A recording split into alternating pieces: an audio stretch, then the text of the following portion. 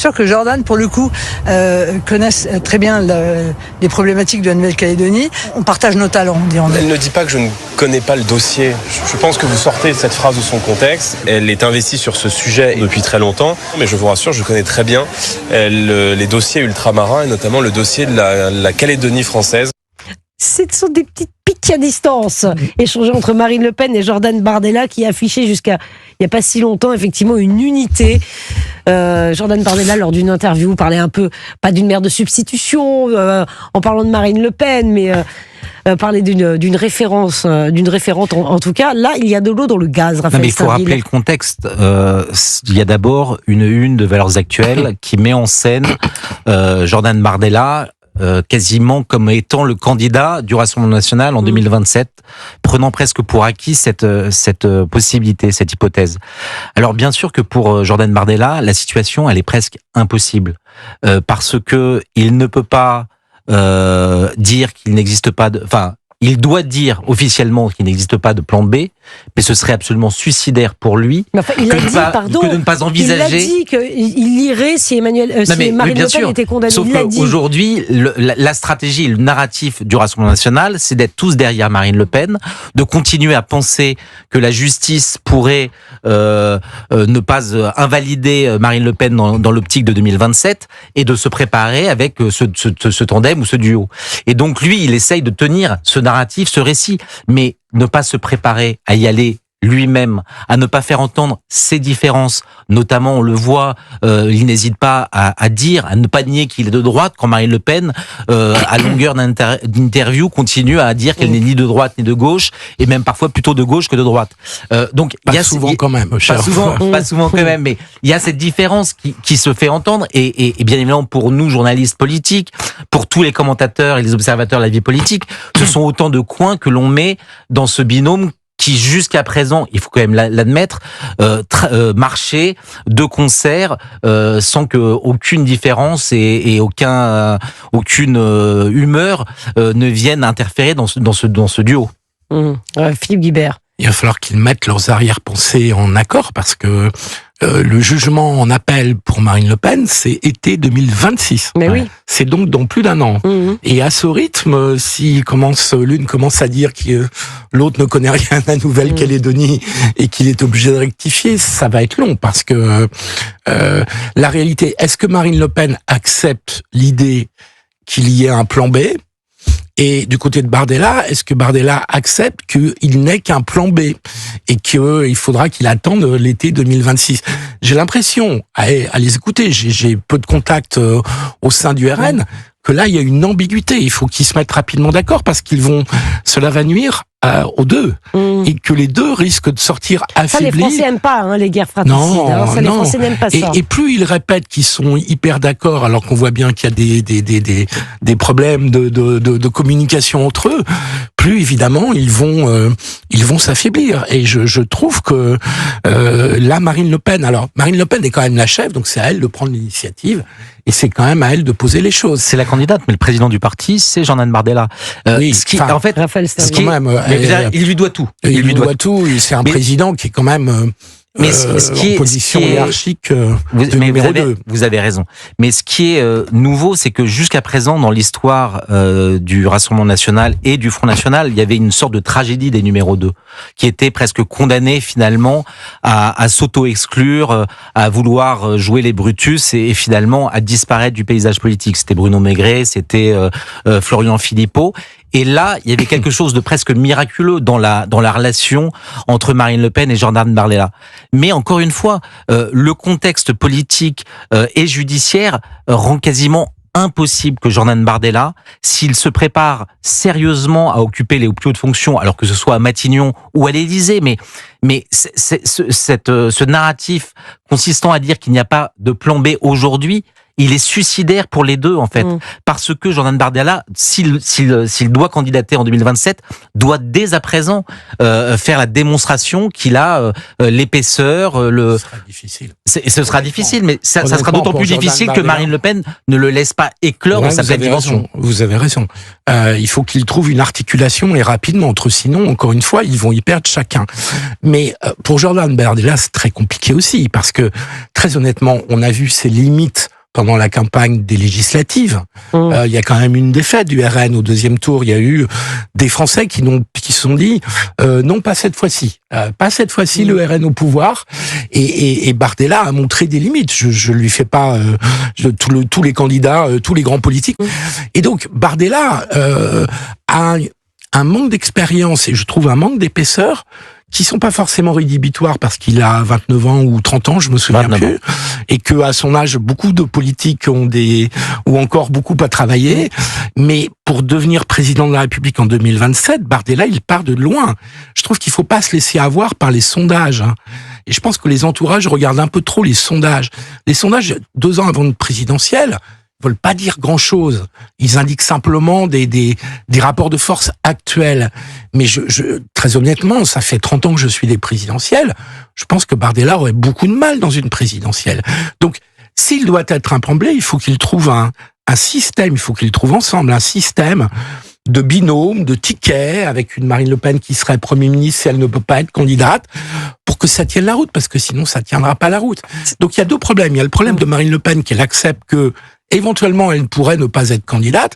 Et puis, de côté de Bardella, il faut aussi prendre conscience, je trouve, de ses limites, de son inexpérience, du travail considérable qu'il doit encore faire. Et c'est cette une, selon vous, de Valeurs Actuelles qui a déclenché la guerre des chefs, entre guillemets?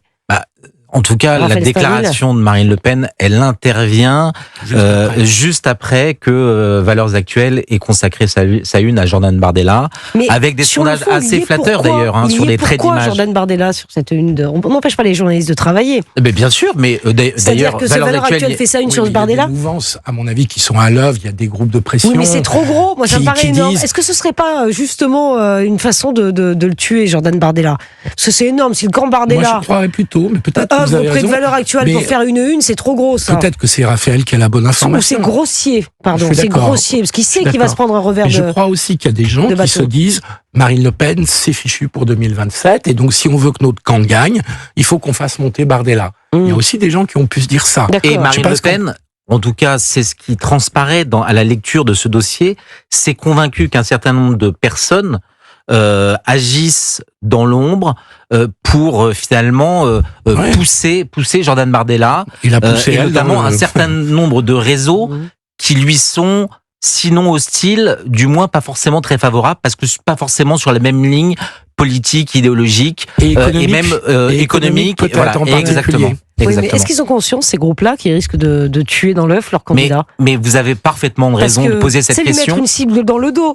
Mais vous avez parfaitement raison de poser la question. Probablement qu'à vouloir bien faire et à vouloir le meilleur pour Jordan Bardella, il condamne en tout cas cette relation qui jusqu'à présent faisait leur force et qui aujourd'hui apparaît comme une fragilité de plus en plus évidente. Moi, j'ai le sentiment que ces réseaux-là dont vous parlez... Vous qui êtes un spécialiste de la com politique, là, franchement, c'est une erreur des com de la part de... C'est beaucoup trop tôt. C'est beaucoup trop tôt. C'est grossier. Et ça risque de... Et le problème est que parfois la politique est faite d'effets pervers et de malentendus. C'est-à-dire que Marine Le Pen, je pense que vous avez raison, a dû prendre ça comme une attaque de la part de réseaux dont elle sait depuis longtemps, parce qu'ils étaient parfois derrière Éric Zemmour lors de la dernière présidentielle. Et Marine Le Pen sait que cette mouvance, ces réseaux-là, feront tout pour éviter qu'elle soit la candidate du camp nationaliste en 2027 et qu'ils préfèrent Bardella. Donc je pense qu'elle n'est pas dupe, parce qu'elle s'est dit, cela, je les ai déjà vus à l'œuvre au moment de 2022. Et donc je pense qu'ils ont déclenché, peut-être à leur insu, ces réseaux, une sorte de pré-guerre ou de début de guerre entre Bardella et Le Pen. Parce que Marine Le Pen, qui est une politique, une vraie bête politique... C'est exactement ce que j'allais dire, c'est un animal politique. C'est un animal politique et donc elle sent le danger. Ouais. Elle sent le danger. Je suis Raphaël entièrement Fabrice. d'accord avec Oui. ça, et l'histoire récente l'a démontré, notamment pendant la dernière campagne. C'est un animal politique d'une redoutable férocité lorsqu'elle se sent attaquée, en danger. Elle a fait la démonstration pendant la campagne lorsque un certain nombre de ses proches commençaient à douter d'elle-même parce que Éric Zemmour prospérait dans les sondages. Elle a tenu et elle a porté des coups extrêmement sévères et auprès d'Éric Zemmour et auprès de Marion Maréchal à l'époque, qui s'apprêtait à rejoindre Éric Zemmour. Elle ne se laisse pas faire parce que toute sa vie est tournée vers la politique, transpire la politique, habitée par la politique. Et vers la présidentielle en particulier. Ouais, la guerre fratricide, en tout cas, là, c'est en train de flancher. Il va falloir recoller les morceaux très très vite, non? Mais aujourd'hui, c'est d'abord une histoire médiatique, mais il y a c'est une grosse erreur de com. C'est une histoire qui dit déjà quelque chose. Oui, vous avez raison. C'est d'autant plus une erreur de com que vous êtes dans une phase où Retailleau a le vent en poupe. Bien sûr. Qu'il vient d'être élu brillamment à la présidence des Républicains. On voit que dans les intentions de vote, il commence à dépasser il peut atteindre les 15%.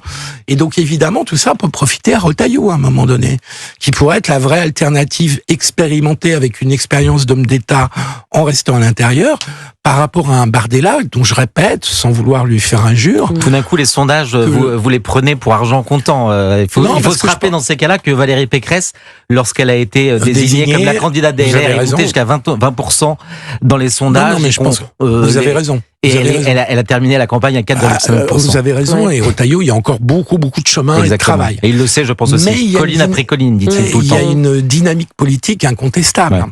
Et il y a quand même quelque chose qui bouge dans l'opinion.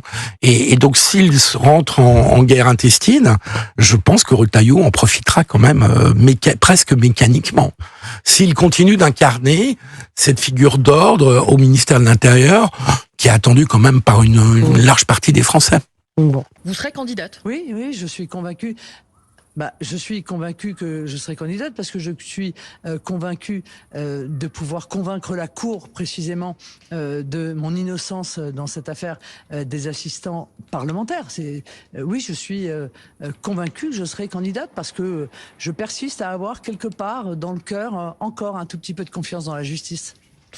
Certains ont cru déceler d'ailleurs dans ce que vous avez dit ces derniers jours une petite ligne de fracture avec Jordan Bardella sur un petit tacle sur la question du dossier calédonien, parce que vous avez dit que vous iriez seul à la réunion à l'Elysée. Je ne suis pas sûr que Jordan connaisse très bien les problématiques de la Nouvelle-Calédonie. Ma question est très simple. Comment ça va entre vous? Tout va bien? Ça va très bien, merci. Oui, ça va très bien. Ça va très bien, mais vous imaginez bien que conjoncturellement, moi qui suis là depuis 2 ans, depuis 3 jours, qui m'attache à suivre tous les sujets et tous les débats sur la Nouvelle-Calédonie depuis 2 ans, qui m'intéresse à cette question depuis 20 ans. Oui, là, je reviens de Nouvelle-Calédonie je crois, en connaissant beaucoup plus précisément un sujet qui évolue en fait de jour en jour et même d'heure en heure. Donc c'est pas du tout un tacle, c'est une constatation. Et je réitère ma confiance totale, évidemment, dans le travail de Jordan. Donc à date, Marine Le Pen, dont il ne doute pas. Marine Le Pen, donc à date, vous vous préparez toujours pour l'Elysée et lui, toujours pour Matignon.